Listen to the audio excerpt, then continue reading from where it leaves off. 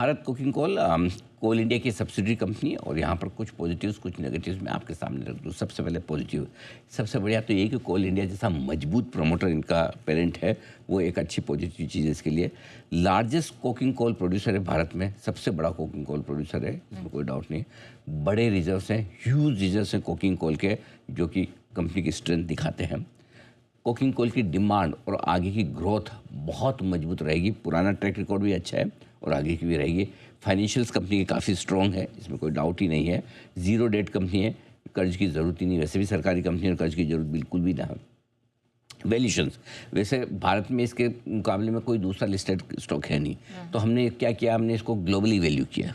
दुनिया भर में जो दूसरी कंपनियां लिस्टेड है उनके वैल्यूशन कैसे है, उनके मुकाबले में भी इसके वैल्यूशन आकर्षक हैं, अच्छे वैल्यूशंस पे ये आईपीओ लेकर आ रहे हैं। ठीक है, यानी कि इन्वेस्टर के लिए कुछ छोड़ा है इन्होंने। अब आइए नेगेटिव साइड पर। नेगेटिव वैसे कोई खास ऐसा बड़ा नेगेटिव एक को छोड़ दे तो नहीं है।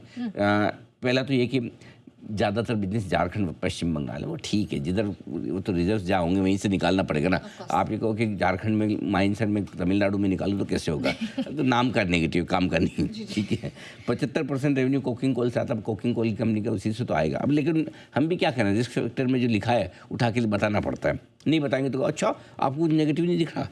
अब बारिश बहुत होती है, 97-98% बारिश अगर हो जाती है तो फिर थोड़ी इनकी माइंस वाइंस भर जाती है, वो ठीक है, वो तो कुदरत की मेहरबानी है, क्या करोगे आप।